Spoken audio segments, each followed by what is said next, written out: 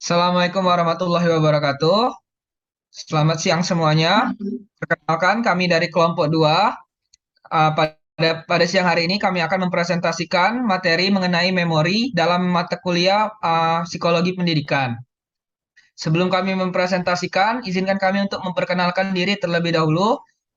Slide selanjutnya. Di sini ada Salsabira Almira Iwandika, Sepril Nikola Syahputra, Andini, Puja Metarika, saya sendiri Muhammad, Tiagus Muhammad Akbar, Stephen Jos Groban, Alia Zafira, dan M. Indah Pasha Prawira. Langsung saja untuk materi pertama saya serahkan kepada teman saya. What is memory? Memori adalah retensi informasi dari waktu ke waktu. Psikolog pendidikan mempelajari bagaimana informasi awalnya ditempatkan atau dikodekan ke dalam memori, bagaimana itu dipertahankan atau disimpan setelah dikodekan, dan bagaimana itu ditemukan atau diambil untuk tujuan tertentu nanti. Ingatan melabuhkan diri dalam kesinambungan. Tanpa memori, Anda tidak akan dapat menghubungkan apa yang terjadi pada Anda kemarin dengan apa yang akan terjadi dalam hidup Anda saat ini. Psikolog pendidikan saat ini menekankan bahwa penting untuk melihat ingatan bukan dalam hal bagaimana anak-anak menambahkan sesuatu ke dalam ingatan mereka, melainkan bagaimana mereka secara aktif membangun ingatan mereka. Slide selanjutnya. Nah, bagian dari diskusi kita tentang memori akan berfokus pada pengkodean, penyimpanan, dan pengambilan. Memikirkan memori dalam konteks proses ini akan membantu untuk memahami dengan lebih baik. Nah, di sini pengkodean adalah proses di mana informasi masuk ke memori, penyimpanan adalah retensi informasi dari waktu ke waktu, dan pengambilan berarti mengambil informasi dari penyimpanan. Agar memori berfungsi, anak-anak harus mengambil informasi, menyimpan atau mempresentasikannya, dan kemudian mengambilnya untuk tujuan tertentu nanti. Pengkodean, slide selanjutnya. Bah, Papa. Selanjutnya deep processing. Tingkat teori pemrosesan menyatakan bahwa pemrosesan memori terjadi secara kontinum dari dangkal ke dalam. Dengan pemrosesan yang lebih dalam menghasilkan memori yang lebih baik. Pemrosesan yang dangkal berarti menganalisis fitur sensorik atau fisik rangsangan pada tingkat yang dangkal. Ini mungkin melibatkan pendeteksian garis, sudut, dan kontur, huruf kata yang dicetak atau frekuensi, durasi, dan kenyaringan kata yang diucapkan. Pada pemrosesan tingkat menengah, stimulus mulai dikenali dan pemberian label. Kemudian, pada tingkat terdalam, informasi diolah secara sistematik dari segi maknanya. Selanjutnya akan dipresentasikan oleh teman saya. Baik, selanjutnya itu elaboration. Ingatan mendapat manfaat dari penggunaan elaborasi yang mengacu pada keluasan informasi dalam proses encoding. Penggunaan elaborasi berubah secara perkembangan. Remaja lebih cenderung menggunakan elaborasi secara spontan daripada anak-anak. Anak-anak sekolah dasar dapat diajarkan untuk menggunakan strategi elaborasi pada tugas belajar, tetapi mereka lebih kecil kemungkinannya dibandingkan remaja untuk menggunakan strategi pada tugas belajar lainnya di masa depan. Meskipun demikian, elaborasi verbal dapat menjadi strategi memori yang efektif bahkan dengan anak sekolah dasar. Next slide. Nah, salah satu alasan elaborasi bekerja sangat baik dalam pengkodean adalah menambah kekhasan kode memori. Untuk mengingat sepotong informasi seperti nama, pengalaman, atau fakta tentang geografi, siswa perlu mencari kode yang berisi informasi ini di antara kumpulan kode dalam jangka panjang. Proses pencarian akan lebih mudah jika kode memorinya itu unik. Dan semakin banyak informasi yang disimpan, semakin mudah untuk membedakan memori dari yang lain. Next slide.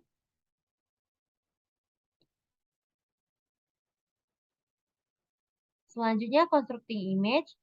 Alan Paipio berpendapat bahwa ingatan disimpan dalam salah satu dari dua cara, sebagai kode verbal atau sebagai kode gambar.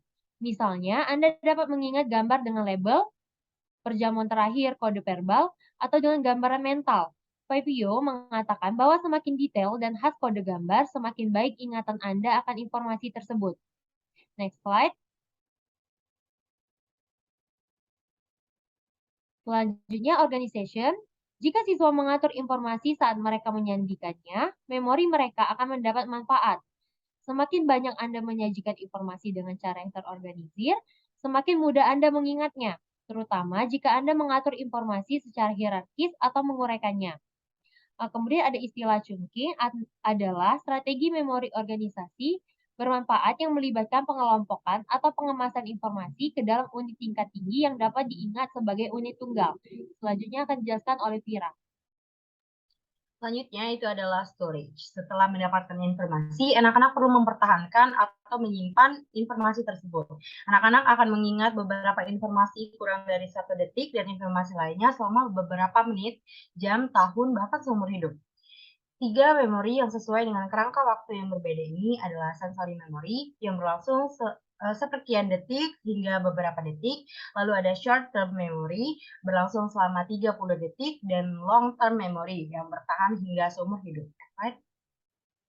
Selanjutnya ini adalah sensory memory. Nah, sensory memory ini menyimpan informasi dari dunia dalam bentuk indrawi aslinya hanya sesaat, tidak lebih lama dari waktu singkat seorang siswa dihadapkan pada visual, pendengaran, dan sensasi lainnya. Siswa memiliki memori sensorik untuk suara hingga beberapa detik, seperti gema singkat. Namun memori sensorik mereka untuk gambar visual hanya bertahan sekitar 1/4 detik, karena informasi sensorik hanya berlangsung sesaat. Tugas penting bagi siswa adalah memperhatikan informasi sensorik yang penting untuk belajar dengan cepat sebelum menghilang.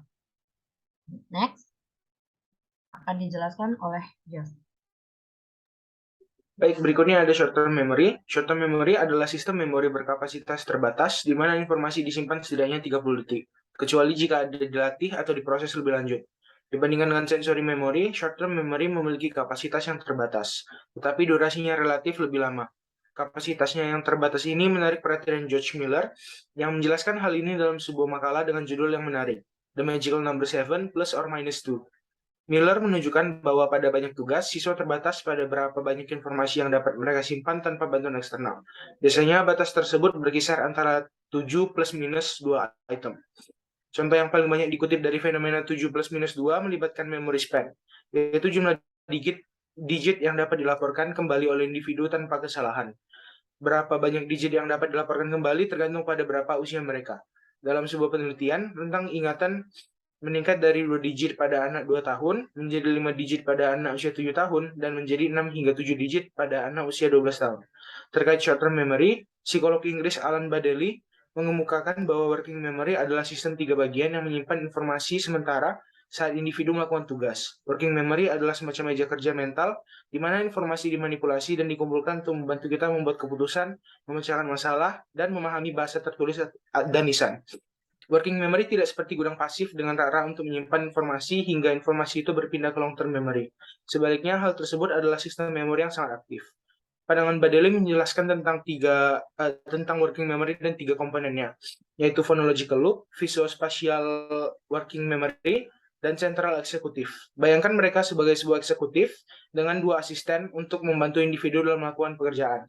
Yang pertama ada phonological loop, dikhususkan untuk menyimpan informasi berbasis ucapan tentang bunyi bahasa secara singkat, dan terbagi menjadi 2, yaitu acoustic code dan rehearsal. Kemudian ada visuospatial working memory yang menyimpan informasi visual dan spasial termasuk citra visual. Dan yang terakhir ada central executive, mengintegrasikan informasi tidak hanya dari phonological loop dan visuospatial working memory, tapi juga dari long term memory. Jadi bisa dilihat seperti model ini.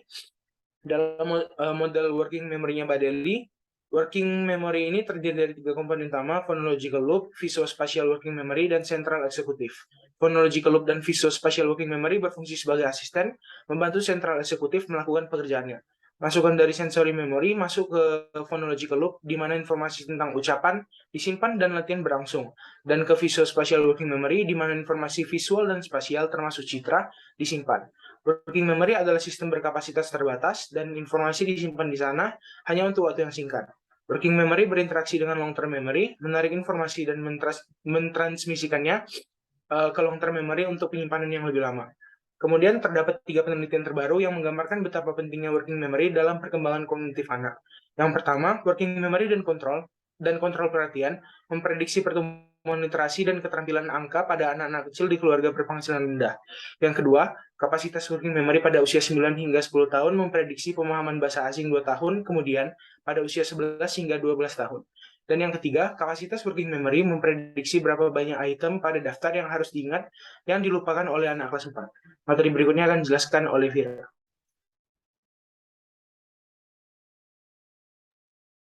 Baiklah, selanjutnya itu adalah long term memory. Long term memory ini adalah jenis memori yang menyimpan sejumlah besar informasi untuk jangka waktu yang lama dengan cara yang relatif permanen. Kapasitas memori jangka panjang manusia pada umumnya sangat mencengangkan dan efisiensi yang dapat digunakan individu untuk mengambil informasi sangat mengesankan. Seringkali hanya perlu beberapa saat untuk mencari melalui gudang yang luas ini untuk menemukan informasi yang kita inginkan. Pikirkan tentang memori jangka panjang Anda sendiri. Nah, slide selanjutnya itu a model of the three memory stories. Nah, konsep memori 3 tahap yang telah digambarkan yang di bawah ini dikembangkan oleh Richard Atkinson dan Richard Shifrin pada tahun 1998. Menurut model Atkinson-Shifrin, memori melibatkan urutan sensori memori, short term memory, dan long term memory. Banyak informasi membuatnya tidak jauh dari ingatan sensorik tentang suara dan pemandangan. Informasi ini disimpan hanya untuk sesaat. Namun beberapa informasi, terutama yang kami perhatikan, dialihkan ke jangka pendek memori yang dapat dipertahankan selama sekitar 30 detik atau bisa lama dengan bantuan latihan. Atkinson dan Shifrin sendiri mengklaim bahwa semakin lama informasi disimpan dalam short term memory melalui penggunaan latihan, maka semakin besar pula peluangnya untuk masuk ke long term memory. Nah, perhatikan pada gambar ini bahwa informasi dalam long term memory juga dapat diambil kembali ke dalam short term memory. Selanjutnya akan dijelaskan oleh Puja.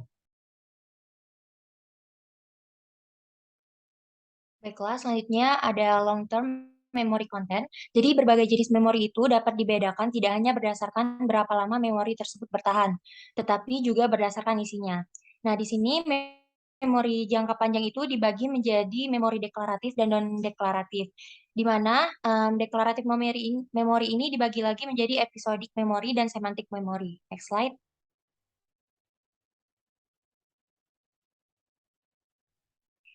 Nah, deklaratif memori ini merupakan ingatan sadar akan informasi seperti fakta atau peristiwa tertentu yang dapat dikomunikasikan secara verbal.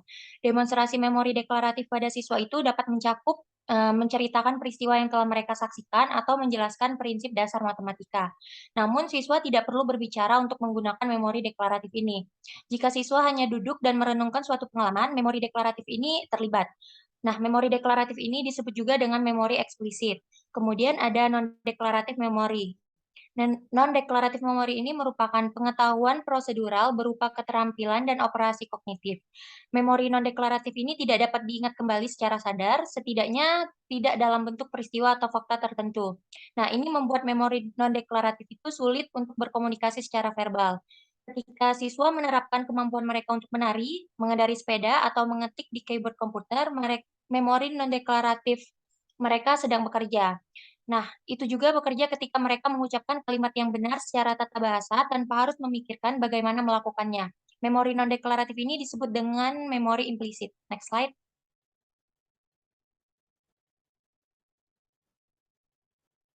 Kemudian ada episodik dan semantik memori yang merupakan bagian dari deklaratif memori. Jadi episodik memori ini merupakan retensi informasi tentang di mana dan kapan kejadian kehidupan. Kenangan siswa tentang hari pertama sekolah, dengan siapa mereka makan siang, atau tamu yang datang untuk berbicara dengan kelas mereka minggu lalu, semuanya itu bersifat episodik. Selanjutnya ada semantik memori, yaitu merupakan pengetahuan umum siswa tentang dunia. Ini termasuk pengetahuan semacam yang dipelajari di sekolah, pengetahuan di berbagai bidang keahlian, dan pengetahuan sehari-hari tentang arti kata, orang terkenal, tempat-tempat penting, dan hal-hal yang umum lainnya. Next slide.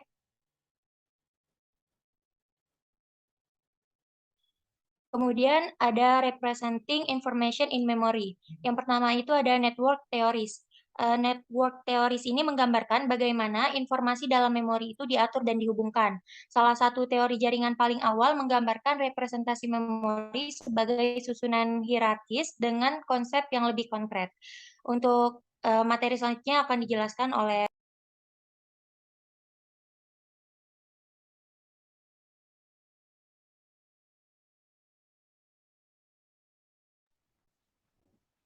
teori skema. Memori jangka panjang menyimpan informasi sama halnya seperti perpustakaan menyimpan buku. Namun, proses pengambilan informasi dari memori jangka panjang tidak setepat yang disarankan oleh analogi perpustakaan. Ketika kita mengisi gudang memori jangka panjang kita tidak selalu menemukan buku yang tepat yang kita inginkan. Atau kita mungkin menemukan buku yang kita inginkan, tetapi menemukan bahwa hanya beberapa halaman yang utuh. Kita harus merekonstruksi sisanya. Teori skema ini menjelaskan bahwa ketika kita merekonstruksi informasi, kita memasukkannya ke dalam informasi yang sudah ada dalam pikiran kita. Skema adalah informasi konsep, pengetahuan, informasi tentang peristiwa yang sudah ada dalam pikiran seseorang. Next slide.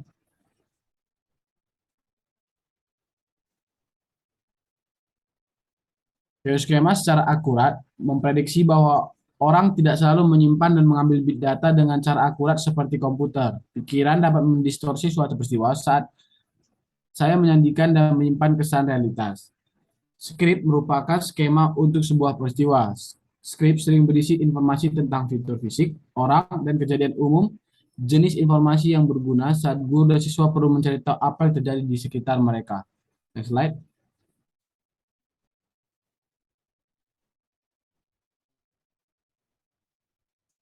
Fuji Trace. Variasi lain tentang bagaimana individu merekonstruksi ingatan mereka adalah teori jejak kabur, yang menyatakan bahwa ketika individu menjadikan informasi, ia menciptakan dua jenis representasi memori. Yang pertama, jejak memori kata demi kata yang terdiri dari rincian yang tepat. Dan yang kedua, jejak kabur atau GIS yang merupakan ide sentral dari informasi. Anak prasekolah cenderung mengingat informasi kata demi kata lebih baik daripada informasi inti. Tetapi anak-anak usia sekolah dasar lebih cenderung mengingat informasi inti. Jadi dalam teori jejak kabur, peningkatan penggunaan informasi inti oleh anak-anak usia sekolah dasar menyebabkan ingatan mereka meningkat. Next slide.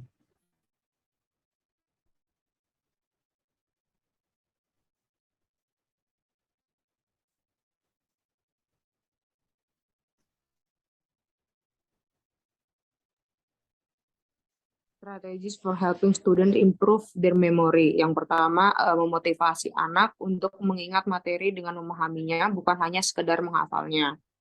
Yang kedua, ada mengulangi dengan variasi pada informasi instruksional dan hubungkan lebih awal dan juga lebih sering.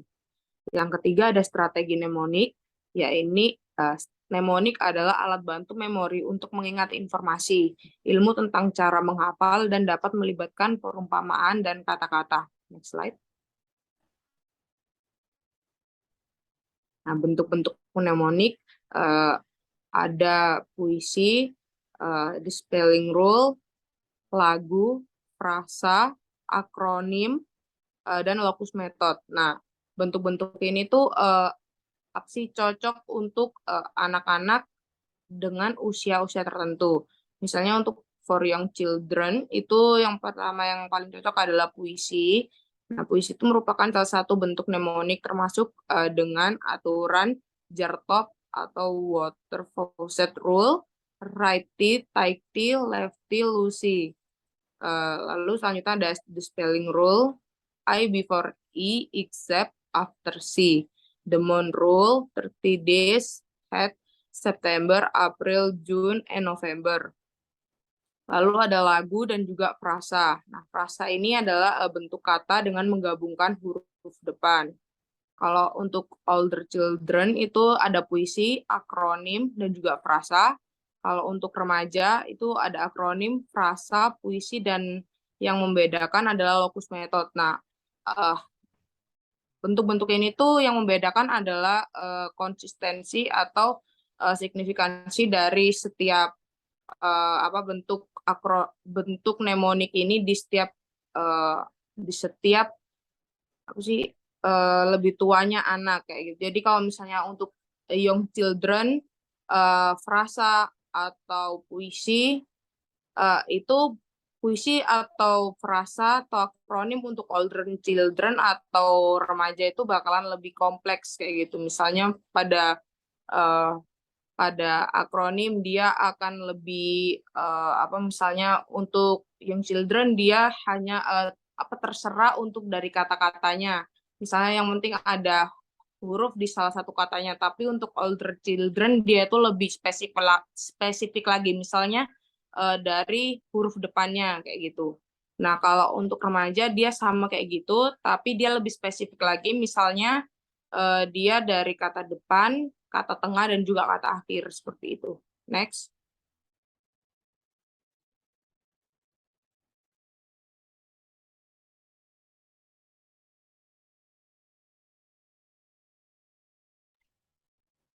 Baiklah, selanjutnya kita akan mempelajari mengenai retrieval. Setelah individu menyandi informasi dan merepresentasikannya dalam memori, informasi tersebut kemudian sebagian akan diambil kembali dan sebagian akan terlupakan.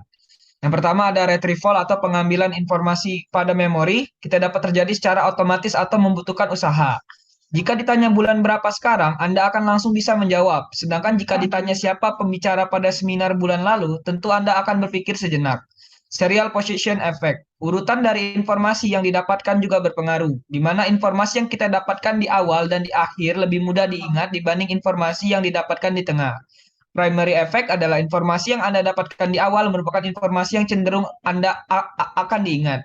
Dan recency effect merupakan informasi yang Anda dapatkan di akhir juga cenderung akan mudah diingat. Namun efek recency sedikit lebih kuat dibanding efek primacy. Faktor lain yang dapat mempengaruhi adalah isyarat yang efektif. Misalnya seorang siswa yang dapat mengingat siapa saja yang mengajar kelas 2 bulan terakhir dengan mengingat namanya sesuai dengan alfabet. Selanjutnya ada prinsip spesifitas pengkodean, yaitu asosiasi yang terbentuk pada saat pengkodean informasi cenderung menjadi isyarat pengambilan yang efektif. Misalnya, anak yang dari usia 13 tahun belajar bahwa Bunda Teresa menghabiskan sebagian besar hidupnya di India, menjadi biarawati Katolik di Roma, dan sedih melihat orang yang sakit dan sekarat di Kalkuta. Anak tersebut dapat membuat isyarat pengambilan efektif seperti hadiah Nobel, Kalkuta, dan kemanusiaan. Hal ini juga berarti mengungkapkan bahwa pengkodean dan pengambilan informasi saling bergantung. Slide selanjutnya.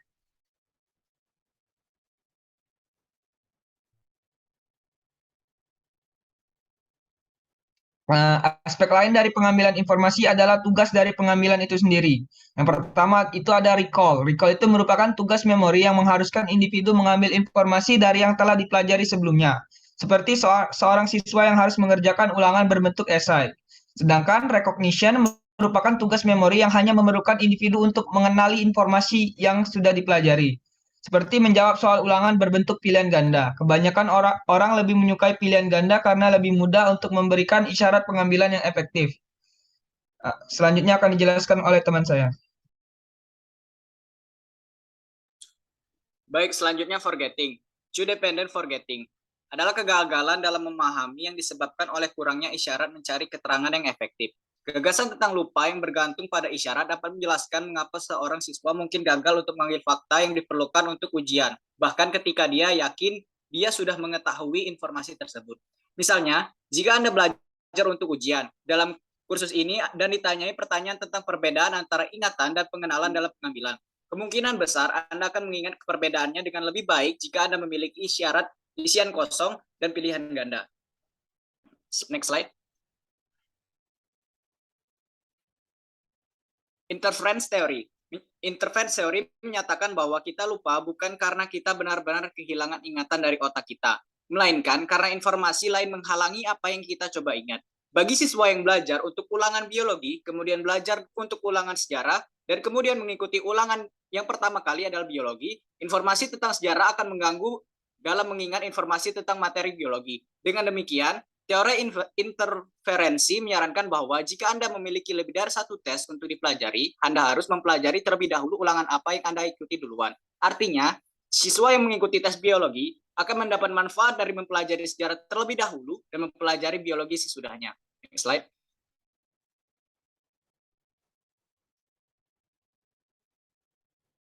Decay theory.